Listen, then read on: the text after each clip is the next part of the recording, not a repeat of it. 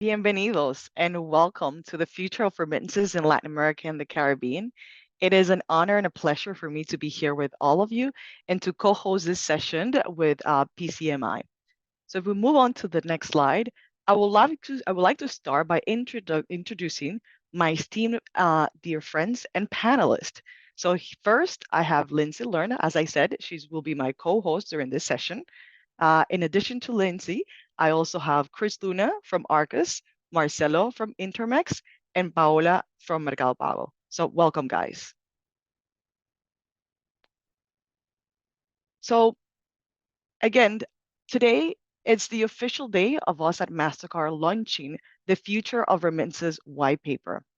This is something that is not only very close to my heart because I'm very passionate about this topic. I think a lot of you here on the line have probably either sent or received remittances back home. So you will understand a lot of the pain points in the industry, but as well as a lot of the opportunities that we have to actually evolve and change this ecosystem.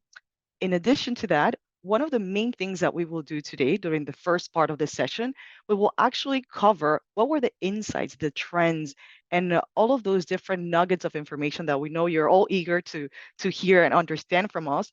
But we will also have a second part of this session in which we will have a discussion with some of the industry experts that I recently introduced. Next slide. Thank you, Bill. So in terms of the project background, why is this important to us, or why is Mastercard doing this? First, I think we've all have seen the increased digitization, uh, not only Latin America, but around the world. We see it on our daily lives. We've seen it in the banking space. We've also have seen how money have become borderless. It doesn't belong to one place or the other, but it actually goes across each and every single country.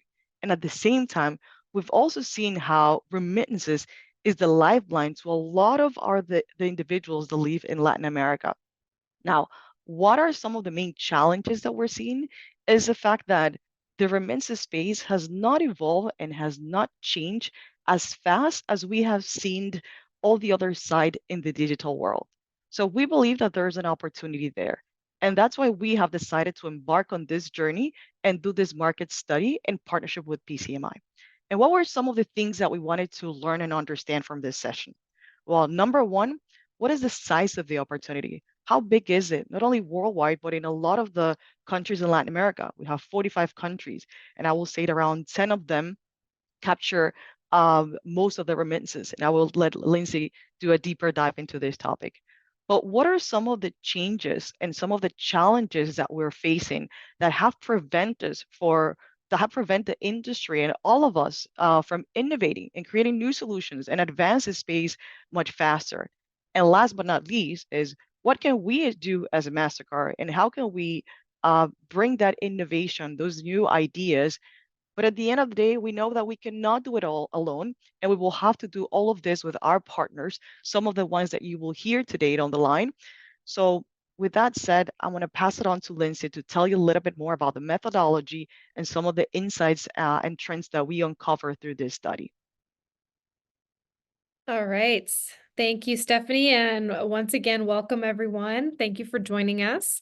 And just a really quick note before I get started, I want to remind all of you that you can ask a question throughout this session using the tool panel at the bottom of your screen. We'll be addressing audience questions at the end. So please make sure to go ahead and throw your question in there. So you guys saw the QR code that Stephanie flashed a couple of slides ago. That is to download the full report that we are just presenting some glimpses of today. We conducted a study on remittances, addressing the questions that Stephanie just mentioned. And how do we do this? First of all, we went through and did a deep dive on all the public information that is available on remittances. It is a well-documented industry, and there's a lot of information out there. But more importantly, we conducted interviews with key players focused on the Latin America market, some of which are here with us today, and we'll be talking to them in a little bit, to really understand how are they innovating, what types of problems are they solving? What new solutions are they developing? And where do they see the industry evolving? So we conducted 12 interviews over the course of Q4 of 2023 and are just thrilled to have be launching this paper now to share with our ecosystem some of those findings. And as we go ahead, I'm going to start us off today going through some of the content of that paper. And all of this will be available for you in full format after the webinar, the slides, as well as this recording, as well as the full-length paper. So stay tuned for those materials later this week. But to start us with the highlights, right? As Stephanie mentioned, remittances are a key element to the social fabric of the global economy. Okay, 800 million people around the world depend on remittances, and a staggering number, at least 30% of children worldwide have at least one parent living and working in another country. So the remittances, of course, have a social benefit and a social need, and serving this industry plays a huge role in helping families survive and get by on a daily, weekly, and monthly basis. And so bringing improved user experience, lower price, and better accessibility to remittances, of course, is a mission-driven activity and is why it sparks so much passion for folks all around the world and who work in this industry. Okay, and if we move ahead, at the same time, remittances, while they serve a crucial humanitarian role, they also represent big business. And those two things do not have to be mutually exclusive by any stretch of the imagination. When we look at Latin America, we know how important remittances are to this ecosystem, particularly Mexico, which is the number 2 receiver of remittances globally, which is fantastic statistic there. But Latin America and the Caribbean is the second region after APAC in terms of volume of remittances, 156 billion in total money received in 2023. And that, again, to be clear, all the numbers that you see in the presentation today are tracking only remittances that flow through formal channels. Okay, the World Bank estimates that the number of informal remittances might even be double that of the formal economy. So this is truly a huge amount of money that we're seeing flow across these corridors. If we go ahead. Now, which countries in Latin America are the most important in terms of capturing remittance volume, right? We mentioned Mexico and Guatemala as being the number 1 and the number 2 recipients in the region.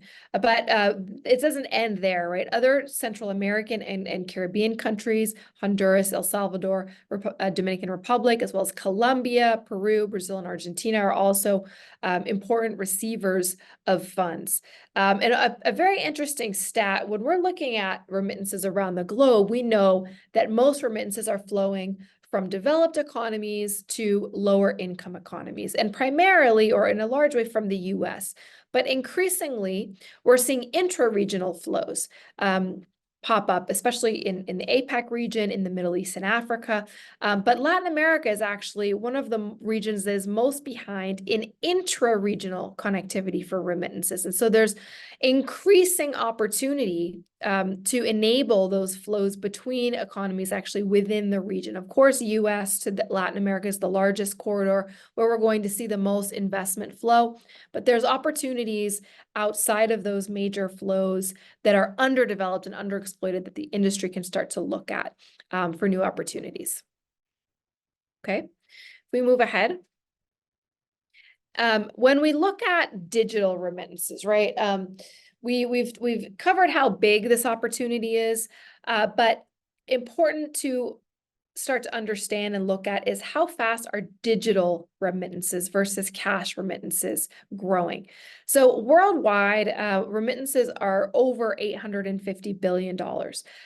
Now, fascinating fact, when we really started to look at remittances last year, we realized that digital remittances, that is remittances sent via any means other than where the sender is paying in cash at a physical location, digital remittances where a sender is actually using digital channels and digital payment methods to send those funds.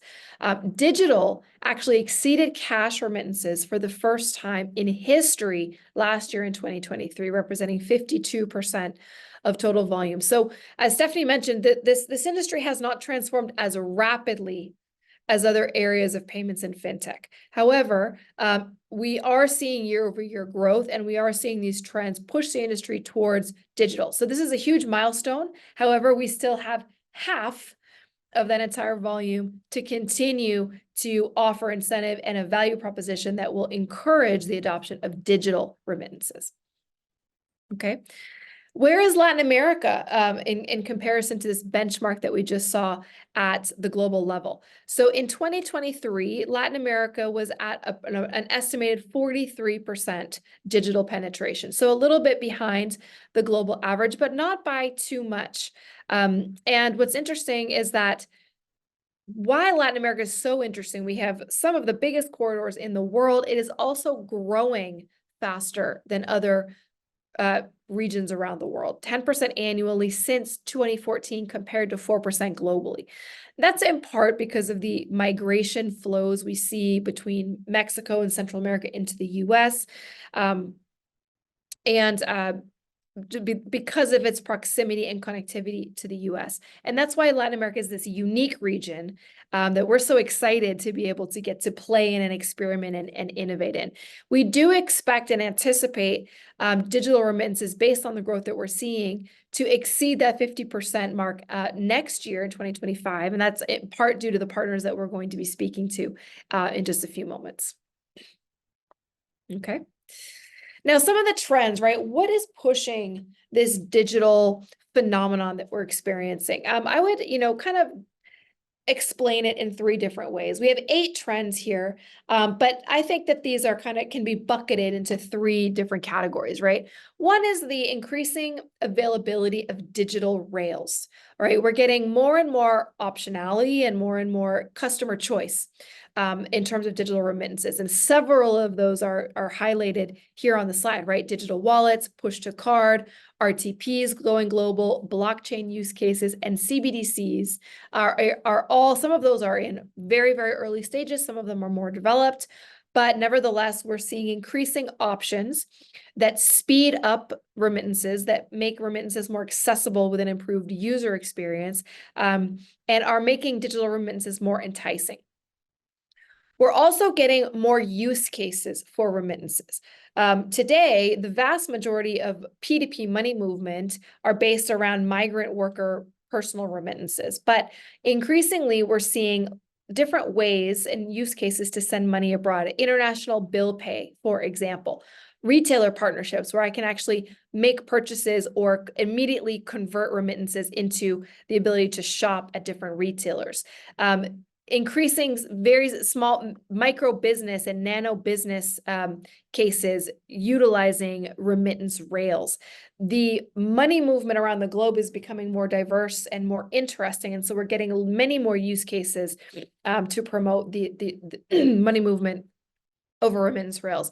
And then thirdly is improved user experience and more options for users. So request for remittances, for example, is a driver where the receiver of the remittance can actually make a request to the sender using a digital interface within a mobile app.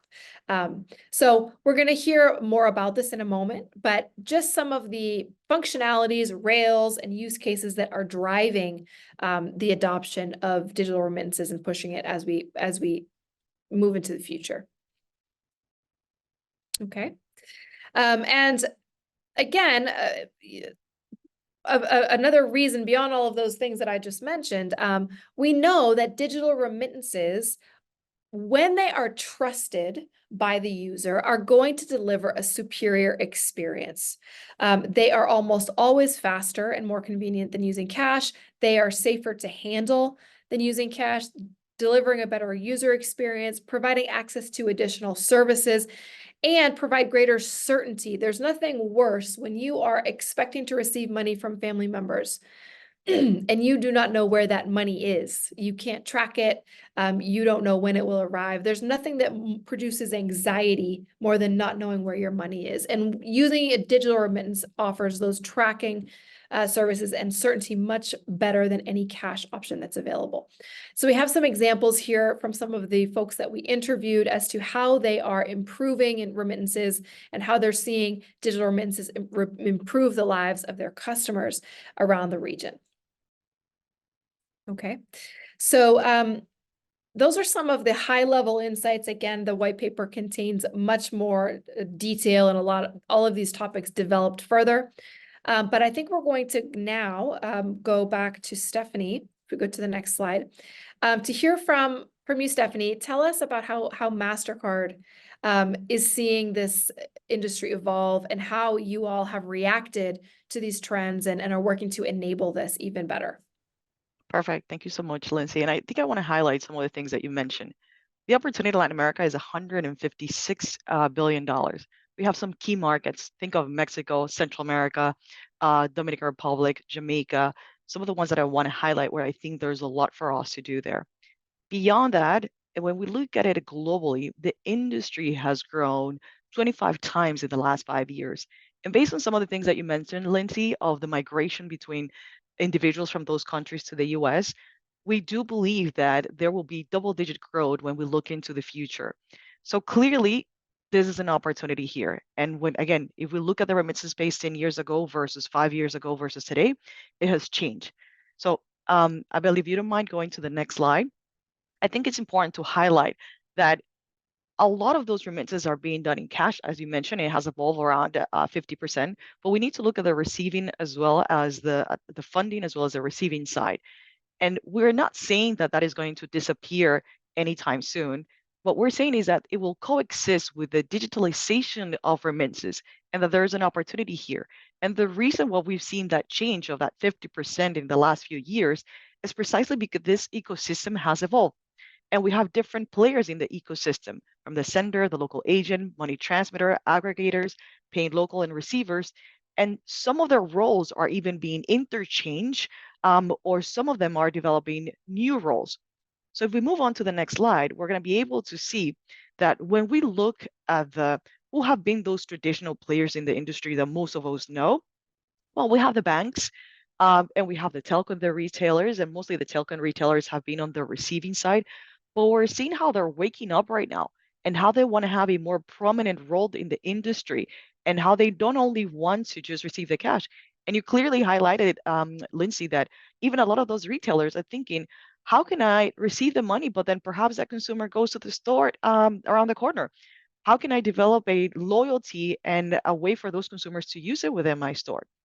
Then we look at the traditional MTOs, and there are 4 or 5 that have actually dominated the industry.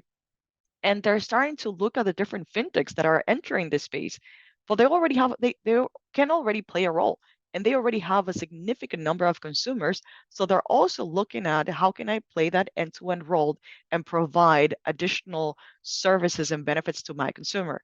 In the last 3 years, we've also seen a rise from the crypto players. Um, there was public information from Bitso that within the first year, they were looking to capture 1% of the remittances via blockchain. And we've seen partnerships from traditional MTOs and different crypto players. But ones that are quite interesting, that are really disrupting the industry and driving a lot of the digitization, are the digital-only MTO. And we've seen how they've increased their market share within the remittance space. And the ones that are truly disrupting, I will say, are the enablers and the new channels. And the reason why is because they're creating new use cases, whether it is request to remittances, as you also mentioned, Lindsay, or whether it is how can I completely reduce or minimize the cost as much as possible, or how can I provide connectivity across all different channels, across all different players. So clearly, we're seeing a lot of dynamism within the industry. Moving on to the next slide. So if we take a look at what are some of the main pain points and challenges that we've seen in the industry, I'm not going to touch on all, but I think there's some that I want to highlight. When we look at all studies, whether it's this one or the ones from the World Bank, you will see that there is a consistent topic that comes across, which is the hidden costs and the hidden fees. And when we look at the average percentage of the costs for Latin America last year, I believe it was between 6 to 7%, but in some markets it was going up to 25%. So again, we believe that there's a huge opportunity to look at reduce the cost. We have a very evolving regulatory environment. When we look at the US, we have one market. When we look at Latin America, we have 45 countries. So clearly, every single market thinks and operate differently, and the regulation obviously is different. So there's an opportunity for us to collaborate as an industry to work with the multilaterals like the World Bank, IDB, Aspen, amongst other, to try to drive that conversation with the regulators. In terms of partnership, we're starting to see those changes in partnerships. I believe that if we do something very well, let's continue to do that well. But there are other players out there in the industry that are innovating, creating new ideas and new concepts and innovative. And how can we do that together? And on the soft side, we know that thanks to the fintechs in Latin America, we've been able to reduce the number of unbanked and underbanked people in the last 5 years. However, there's still an opportunity to do more. And we already know and understand that a lot of the different MTOs and the digital players are already reaching these consumers. So there is an opportunity to bring them to the ecosystem, to the formal financial ecosystem, and to provide them new digital tools. And while doing that, we can also provide the education that is needed for them to manage their finances better. And last but not least is how can we correct the incentives? How we're incentivizing those consumers on the funding and on the receiving side? How can we provide loyalty? We know that a lot of the Hispanic consumers in the US send between 2 to 3 times between $200 and $400 a month. So if they're loyal to you, how can we reward that consumer and how can we provide to them experiences that are unique to them, whether it's from the US, whether it's UX, whether it's from marketing, or whether it's from additional benefits. Next slides, please. So then what are we doing here at Mastercard? As you can tell, we're very passionate about this topic, and we are determined to make sure that we create and kick off that evolution across the industry. So we at Mastercard have launched what we call Mastercard Move. It is our multi-rail value proposition. And basically, what does that mean? It means that we can send money quickly, safely through a single integration to 10 billion different ending points to 180 countries in 150 currencies. So to me, that is truly what we're calling the next generation of the digitization of remittances to help our partners. And if I go one layer down into the next slide, you'll be able to see that Mastercard Move encompasses a single connectivity, as I mentioned, to cards, account to account, real-time payments, wallet, and different agent providers. And beyond that, we're layering the entire suite of products, services, knowledge, and expertise that Mastercard has. One of them being Arcus, and I don't want to steal Chris's thunder. I know he's going to talk a little bit more about that. But with Arcos, we have a differentiated use case. How can you send money to someone back home in Mexico, for example, to be able to pay your bills? We already know that 75% of consumers that receive remittances are paying bills, whether it's buying groceries, paying for the electric bill, paying for the cable bill, you name it. This provide a way and a new use case to digitize it.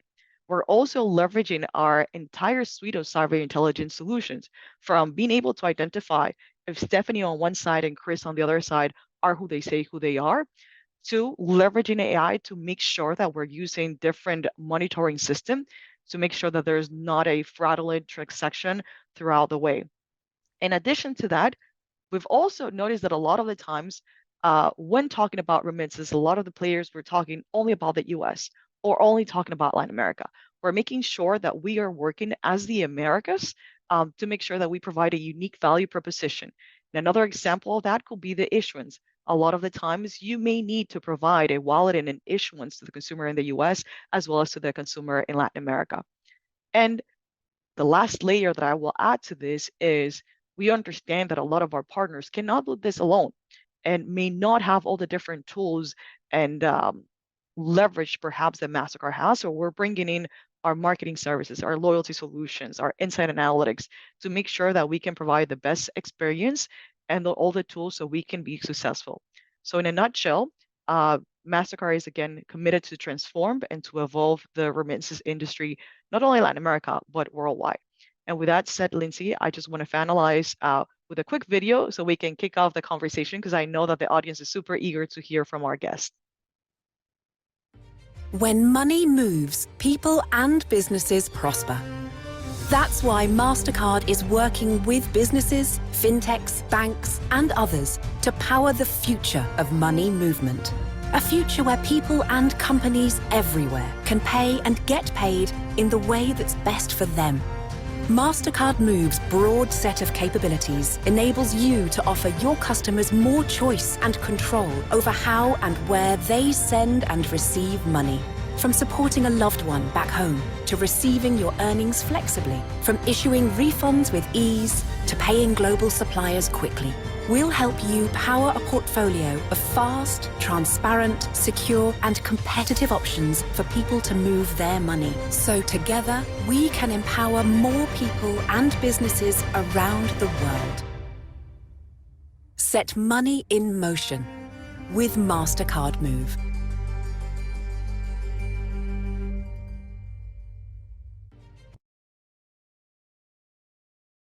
Fantastic. Well, thank you for sharing that with us, Stephanie. It's great to see how you guys are thinking about things. And, it really taps into, I think, this wider passion and excitement around cross-border payments in general, right? Remittances is a sub-segment of cross-border money movement, which is a huge area of the industry, which almost every type of company in payments and financial services are looking at and trying to understand and trying to innovate for. So very on point, very timely. Thank you so much for sharing. And what I would love to do now is move into our conversation. And we have three fantastic guests who will be participating today. And Stephanie also will be jumping in with her thoughts during the panel. And again, now is a great time to submit your questions. We'll be kind of pulling from them during this conversation. And we've already got a few here that I'll be asking shortly. So just to start us off, Chris, we've got Chris from Arcus here joining us, really representing Mexico, which as we mentioned, huge, one of the leading global remittance receivers.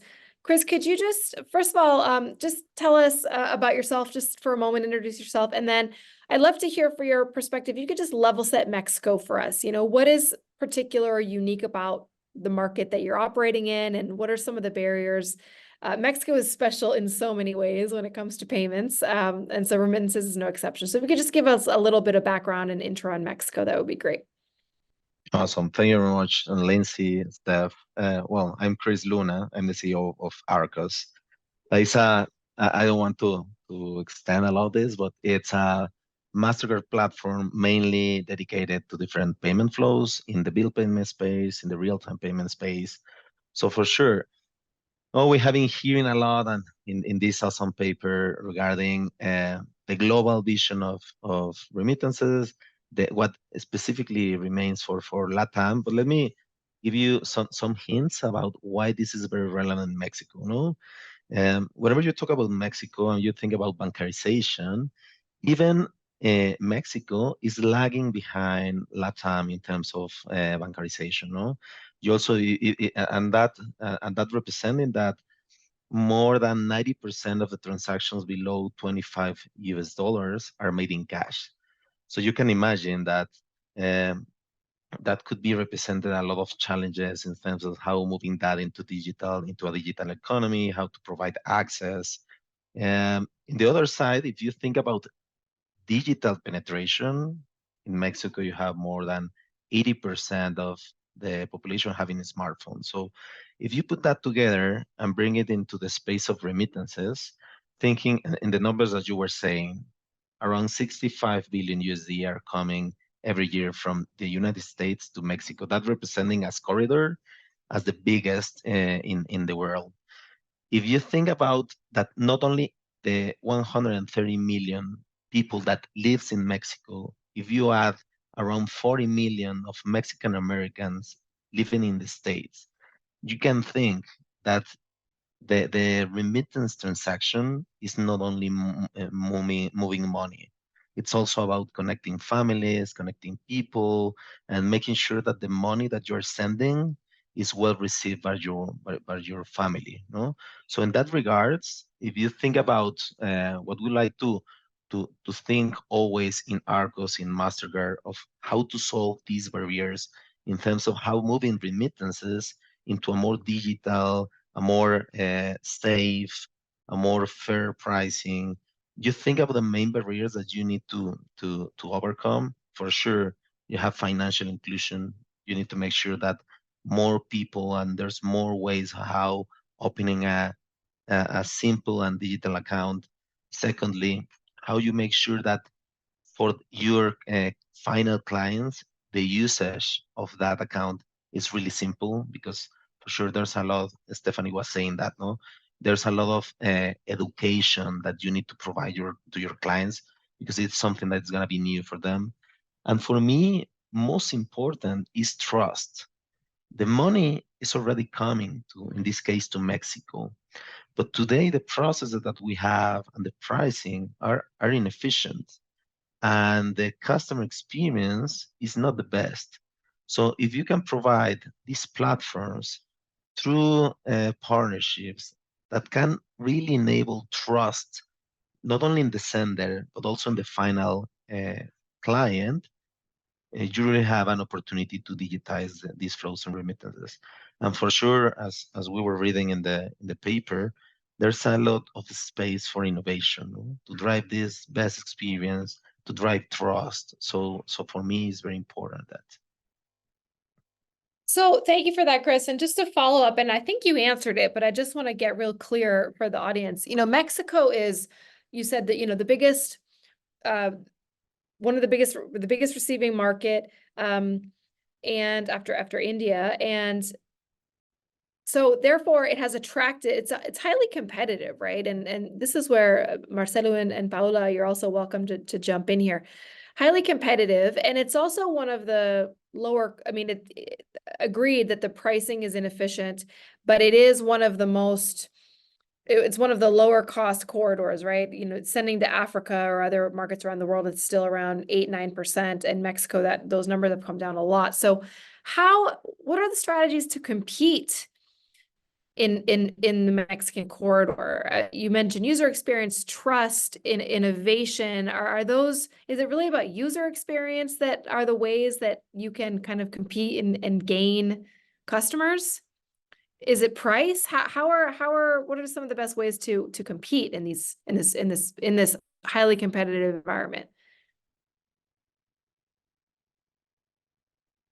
I can chime in here and start our. Go ahead, Paulo. Go ahead, ladies first. Well, thank you. Yeah, Lindsay. So, well, from Mercado Pago side, we have seen that this is a great opportunity, especially in Mexico, as Christopher already mentioned. And it's a combination. So, of course, price is relevant because, you know, if you want to open a bank account or you want to have some financial products in Mexico, specifically in this country, it will have a cost. So you have to pay for having money there, you have to pay for having a debit card. And in Mercado Pago particular, I can say that we don't charge anything. So it's completely free for having money, for having a debit card, for having generate return dailies. So it's like a solution that help people to have access to this product, these financial products. So yeah, that's a part that is of course important, but also is how you can let the people choose how to use their money. Because, you know, the difficulty of having digital money is, well, how can I have cash? We have economy that has cash devote in these years, and it will not change in the short term. So you need to provide them ways to withdraw the cash, to manage their money as they want, to pay bills. So that, I think that's the difference that will be the game changer for Mexico and to digital remittance in particular. I don't know, Marcelo, if you want to complement. No, thank you, Paula. Lindsay, I think we talk about 4 important pillars when we think about this competition. First is consumer first. So we are sure that we are offering, for example, to the consumer, a Spanish first, no bot, no digital support on our call center. So if you call our call center, somebody's going to pick up the phone in up to 5 seconds, a human being, and talk with you in Spanish. So really focus on consumer. The second one that I think matches a lot of this conversation is our omni-channel approach. So we appreciate the mention to companies who are digital native, but the industry is evolving to a digital world, as you guys well said. So we try to match the consumer where they are. So if they want to send a retail, we have 9,000 locations. If they want to send an app, we have an app. As things evolve, we are going to adjust ourselves to serve that. Third, and I think it's very important, another point that you guys well mentioned is fair pricing. So we are extremely transparent about our pricing. We don't give a quote unquote wire for free, and then 2 or 3 wires later, we make a price that is extremely not positive to the consumer. So we have an approach that is always transparent, it's always fair to the consumer. And the fourth one that you mentioned is try to be very loyal to our consumers, right? So we do have a loyalty program, but more than that, we try to create a good experience for loyal clients. So if you're a loyal client, you don't go through a know your customer again. You don't go to an extended experience when you try to send a wire on an app. You can use a feature like Quick Wire, because we also know that Stephanie normally sends the same amount of money to the same people on the other side. So why make that person give us all the information again if they can just with 1 or 2 clicks do the same? So these are the 4 pillars that we believe are important to address what you said about competition. Perfect. And, it sounds like they're all connected to the first one you said, Marcelo, consumer first, right? Really putting the consumer and their needs first and thinking about them. And that's what happens as industries evolve. As industries evolve and become more competitive, you have to be more consumer centric to stay on top and to win. And that is what drives innovation at the end of the day. So I'm curious, Marcelo, you talked about it a little bit, but to Paula and even you, Chris, at Arcus, how are you guys, what specific, this could be Mexico or other corridors that you're handling. Stephanie mentioned several barriers that still exist. What are the ones that impact you most? And what are some of the things that you're doing to overcome those barriers? We can start with you, Paula. Great. Well, yeah. So first of all, Mercado Pago has the vision of democratizing finance throughout Latin America. And Remittance, of course, is a product that we saw a great opportunity here, specific in Mexico, and we are operating only in Mexico right now. And what the product aims to help millions of people that today need to receive money from another country, and to do that, they have to go, to the street, to the insecurity, and have to have a bad journey, a bad experience in the part of receiving the money. So with Mercado Pago, what we are doing is you receive it instantly. That's something that the people really appreciate it. If you have an emergency, if you need the money, you have the visibility and you have it instantly in your account. And also you have always access to that money. So you can have a lot of products that help you to use the money. And what we are vision and we are thinking is people can manage their money as they want. So if they want to use it with a debit card, that is Mastercard debit card, they can use it with the debit in the POS, ATM, they can withdraw free cash. So that's something super important in this economy. But they also have another product, financial product access for a loan. They can have, to buy Mercado Libre, all the ecosystem to pay the bills. So we are trying to help people in Mexico to have a better experience and receive money from another country easier than ever. That's what we are working on, and that's how we are trying to take out these barriers that we already mentioned previously. And Lindsay, if I may jump in here, to me, is we have truly transformed the digital space. When I say digital, I mean digital partnerships in Latin America. Earlier, I mentioned fintech. you mentioned payment. To me, is how do we leverage a lot of those learnings and best practices that we have from those different areas and now transfer them to the remittances space? We don't necessarily have to reinvent the wheel, but there may be some applicability that we can add to this space so we can innovate and advance that space much faster. And at the end of the day, I think it is important for everyone to understand that we cannot do it alone. Mercado Pago cannot do it alone. Intermex doesn't do it alone. Sometimes it may require for us to do a dual partnership, right-party partnerships. So it will require an ecosystem effort for us to do this together. And if I can connect with Stephanie's points, Lindsay, I think when you look at the sender side, there are three important elements that will drive the digitization, right? One is access to internet. I think is not a big barrier anymore. Second, I hate that. Second is access to mobile device. I think there are other surveys saying that there is a huge penetration of mobile devices in Latin America. But the third one is the biggest challenge today. That is the bancarization of these consumers, right? To access a digital solution, you need a debit card or a bank account, etc.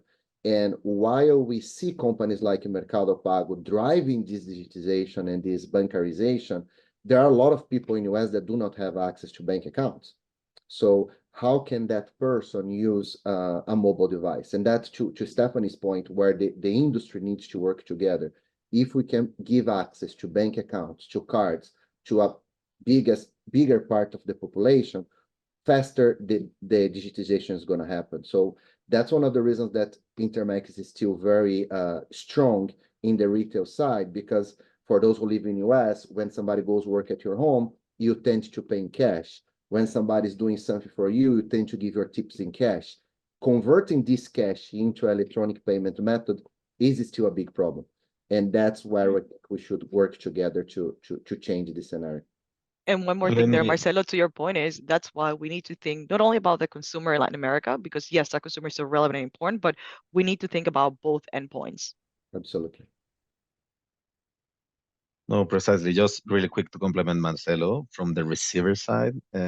Mainly, yeah, no, what we have been doing is we start being a digital payments platform, but in the last years we have invested a lot to have all those different points enabling for the user, because as Stephanie was saying, no, the user, the sender, could be sending or paying a bill in Mexico, but also sending money so the receiver can use it in a Mercado Pago card. But also we identify as cash is still very, very huge in Mexico. You still need that connections in cash, but it should be a combination. So the final client don't need to go to the physical location to cash out everything. They can cash out a partial piece and then use the card, but then send the money. So the optionality that you provide on the last mile is something that for us is very important, Mastercard. Chris, I like what you just said, and I think I'm going to pluck one of the questions we have from the audience from Carl here. I'm wondering if you could speak to it from an Arcus perspective. It says, are there LAC countries where remittances can be received into digital wallets that are part of a fully interoperable domestic fast payment system? And what comes to mind when I hear domestic fast payment system is PIX, right? But Mexico is also advanced in that sense, and I know Arcos is working on creating that connectivity. Can you speak to that at all from a Mexico perspective? Yeah, totally, and for sure, Steph can complement from LAC perspective, but from Mexico, yeah, totally. We have, as I was saying, you receive the money, and now you have different players, not only digital wallets. That money can be received in an account, and with that account that is in a digital wallet, you can then use your card to pay. You can send that money. You can cash out a piece of it. So yeah, and at the end, it's fully interoperable, no? Because you can sending the money through SPAY, that it's not the PIX of Mexico. You can, as I was saying, use the card and you're using the acquiring network. So it's fully connected. even with more optionality than the one that you have whenever you receive that remittance fully in cash, no? So that you already have that availability. We need to push more to have more penetration of those use cases. And, we know from our financial inclusion paper report that we have done now with you guys 2 years in a row, that bill payment and mobile top-ups are some of the first transaction and P2P, right? A domestic remittance are the first transactions that will digitize a consumer. And so that's why I like to see bill payment connected to remittances. And to your point, as you receive funds into an account and then can use those funds via a card or via other rails to make those payments, bill payment or mobile top-up could potentially be a successful strategy to keep that money in digital format and digitize the user actually, right? Like getting them to not only receive money, but that now make a digital payment, creating those synergies and connectivity.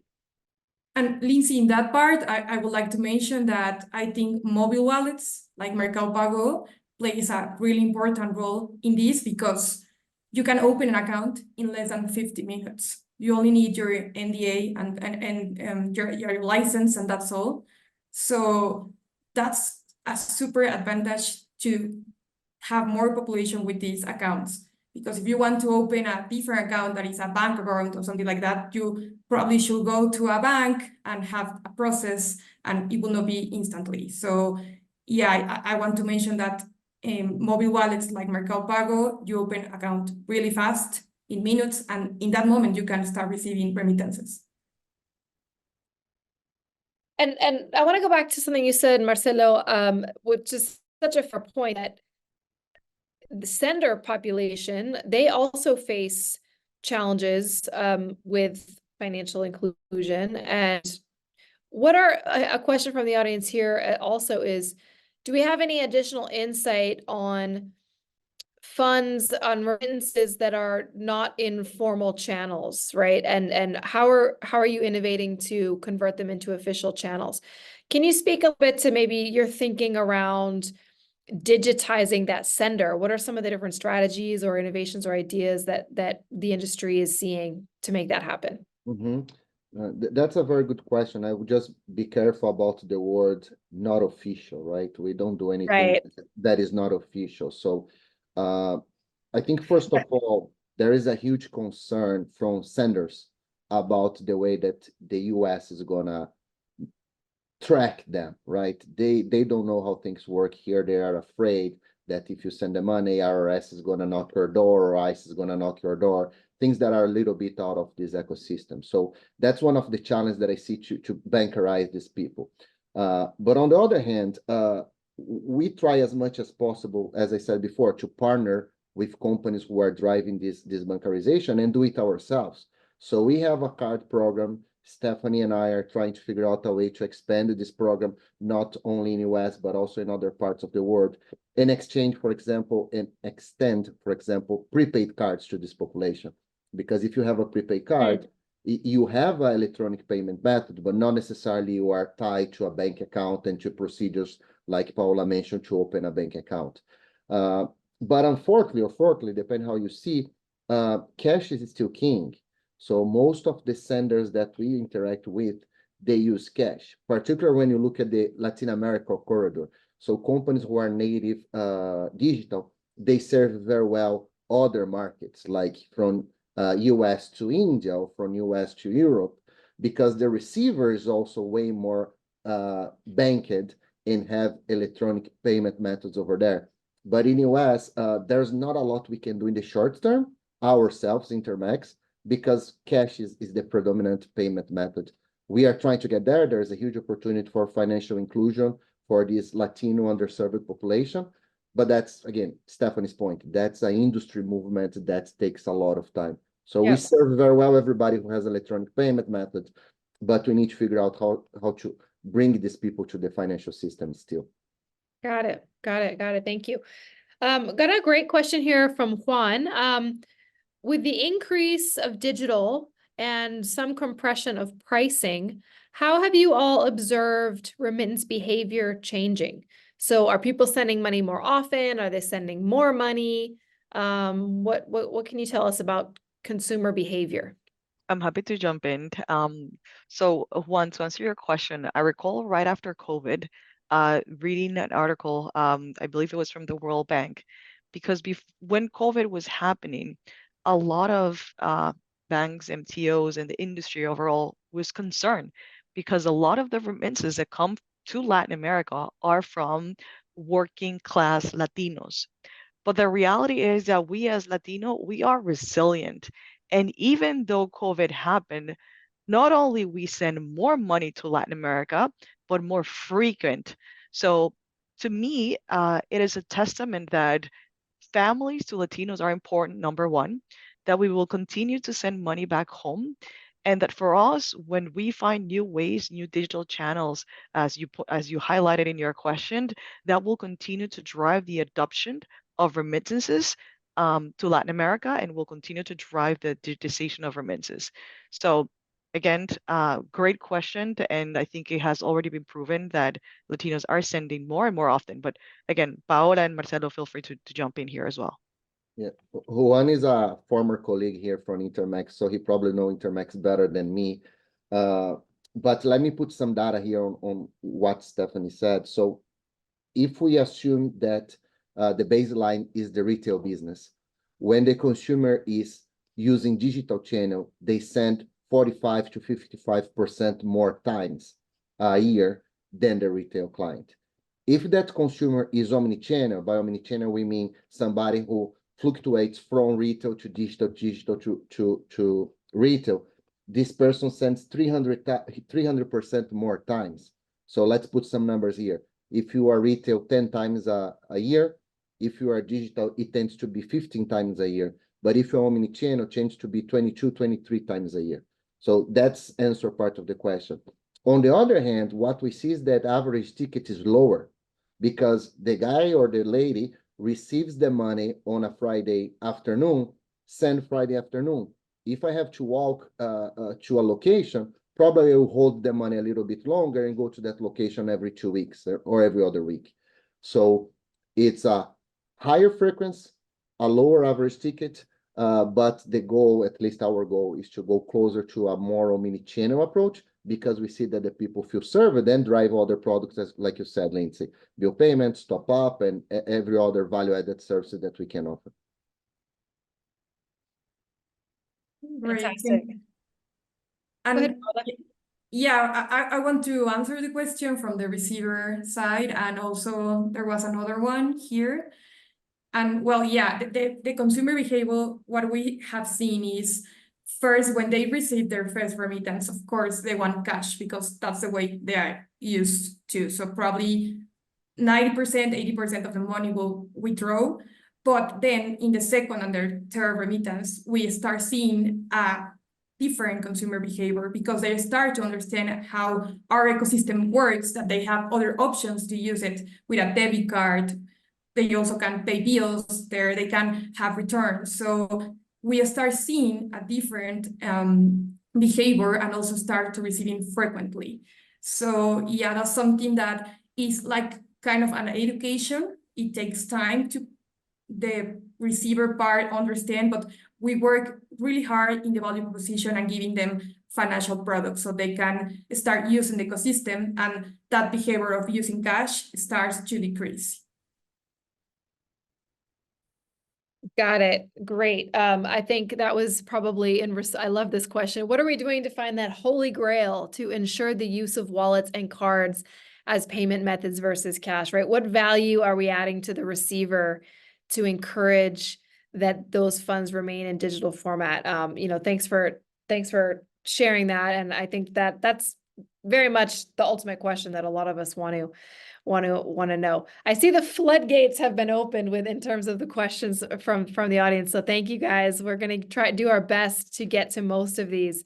I really like this question that just came in. Can you please share your vision about accepting card payments in areas where people receive cash remittances and who do not have access to electricity and internet, right? So we certainly don't want this conversation to sound tone deaf. I think 100% agree and understand that a lot of there's still basic infrastructure challenges. So I don't know if you guys want to elaborate a little bit on that question. I can start. Yeah, for sure. As we were saying before, at the end, it's a combination, and you cannot think that digital remittances are going to be digital only. You need to provide, again, as I was saying, this optionality. What we're are doing at Arcus and Mastercard is, besides again the digital payments network that we have, we're also increasing our cash in and cash out network, and we're expanded that network into not only like the traditional stores, but also stores that are in these small populations, because you need to provide that optionality that, yeah, at the beginning, for sure, those clients will start cashing out, but you start providing value to them, because again, they don't need to cash out everything as in the traditional use case. They will start understanding, because yeah, even though could internet be limited and so on, as I was saying in the intro, you already have a lot of smartphone penetration. So it's going to be incremental, but as you provide these spaces of, it's not digital or cards against cash, it's how you combine those so it makes sense for the final user. So they start identifying the value in the digital wallet or in the card, so they can cash out a little bit in the mom and pop that they have in their location. But then you start, as Paula was saying, with education, evolving that user so they have more options in terms of payments acceptance. If I may jump in here, Lindsay, there's a reason why when I talked about Mastercard role, I didn't mention cards. I mentioned Mastercard Move, because to Chris's point, for us, it's about options. Whether it's the sender or the receiving wants to send it from account to account to a wallet, to card. So what we are looking to do and what we are providing to our partner is one, connectivity to different channels, so we can allow those individuals in their respective countries to receive the money in whichever channel they would like to receive it or is possible for them to receive it. While doing that, is working too with our partners like the ones we have here on the line to bring those digital solutions into live and to try to educate those consumers so that the ones that are receiving it in cash can start receiving it through the digital options, and via those digital options receive additional incentives, benefits, convenience, security, etc. So that's why it's important not only to think about cards, but about the entire suite of solutions that we can bring to the table. Terrific. I like this question from Fiona, and I think Marcelo, you might be a good person to start on this. You mentioned transparent pricing. So how aware and price conscious are Latin consumers around exchange rates and quote unquote hidden charges, or of often very poor exchange rates that are masked within digital services? Can you expand on that a little bit? Yes, that's really a great question. So first of all, thinking about behavior, we feel, and there is not a lot of data to prove this point, but we feel that the consumer that goes to the retail location is more sensitive to FX than the consumer who prefers a digital channel. Again, no science behind it. We cannot really understand why, but the difference is very clear. We are able to have a lower spread in the retail than we have in digital. And we look at the industry, this is pretty much the same. The second piece is the piece that as a company we feel very uncomfortable, because we see players out there, particularly the native digital players, that they mislead the consumer, right? So you go there, you get a first wire, quote unquote, for free or free of charge, and a very, very interesting effects for you. But after 2 or 3 wires, the situation is completely the opposite. The effects is really, really, really bad to the consumer. But he's hooked, right? He created an account, he's used it, he built a trust, but unfortunately they build a trust on top of something that is not for their best interest. So there is still a lot, I wouldn't say hidden charge, but there is a fluctuation in price that the consumer that is less sophisticated and is the biggest part of our consumers here in Latin America are less sophisticated for this type of transaction. They are penalized by this approach. That's not an approach that Intermex have or want to have, because I think that's not pro-consumer, as I mentioned before. Got it. Thank you. I think that's important to highlight and flag, and definitely something to a big area for improvement and innovation around the industry. So thank you for that.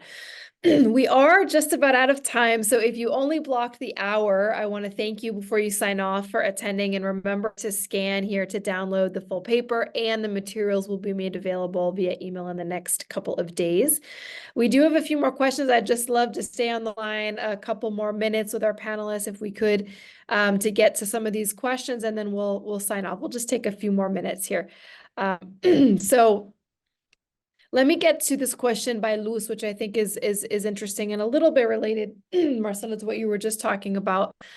But what do you all think about the impact that currencies like the Mexican peso, which is getting stronger to the US dollar, what's the impact that's having on remittances? Is this something that can be done in the industry to compensate? That's a very interesting question. Any thoughts? I wish I have a great answer. And a good idea for loyalty, right? Dynamic loyalty as the first piece is very clear, right? Stronger the peso gets, less wires we send, right? People prefer to hold money and send it in a moment that the dollar is stronger. So we see a direct relation in the fluctuation of currency versus the amount of money that we are sending or receiving in the business. So that's tricky. I think the economies in both countries changing impact the business. I don't know how much we can compensate that. What we try to do, as I mentioned before, is to have a fair price and absolutely clear and transparent approach. So once you enter a store, or in the first step of the app checkout, you see what is the effects that you're going to pay, and period. One thing that we are trying to do, and Paola, I've been trying to make business with Paola, but she's a tough lady, is create partnerships between sender and receiver in a way that we can provide a better effects to consumers, right? I think all of us, we try to reduce our gains to a certain degree in order to compensate, if that's the right word, or to offer more value proposition to the consumer. But there is a limit. There is a range that we can operate within that most of the times doesn't change. When I joined Intermex, we were operating closer to 20 pesos per dollar. As of today, probably we are 16.7.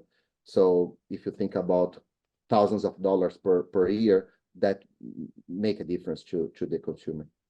Lindsay, if I may jump in here, I think there's a couple of things that can be done, right? We've talked a lot and quite often here about reducing the price and, well, the hidden costs and the hidden fees. But if you are a consumer in the US and you are sending $100 to your family member in Mexico, and you're going to have to pay between 6% to 25%, that means that you're not sending $100. You're sending much more less. So if we can reduce the cost, then you can make sure that that delta is reduced, and you can send a bigger amount to the person in Mexico. Another one that we've talked here is the loyalty. Again, if you know that that consumer that is sending, or the one that is receiving, is using the same company, then maybe there's a way that you can compensate that consumer with additional incentives. Or let's assume that you're a retailer. And if you're a retailer, or you're a CPG, for example, and you are sending money through their channels, is there a way that you can provide also a discount to that consumer when they buy different products within your environment? So again, I think there's a lot of cases and innovation that we can think, so the money can go a long way to those individuals in Latin America. Love that. It's about adding value at the end of the day, right? Maximizing value and making sure that that recipient is getting the maximum benefit from the transaction. So I think we'll end it there. We could go on all day, I think, and I love that we have an engaged audience, but I do respect everyone's time.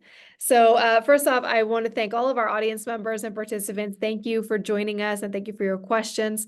And stay tuned. And I want you to please feel free to reach out to Stephanie and myself for further information, and to all of our panelists to follow up on any of these conversations we're having today.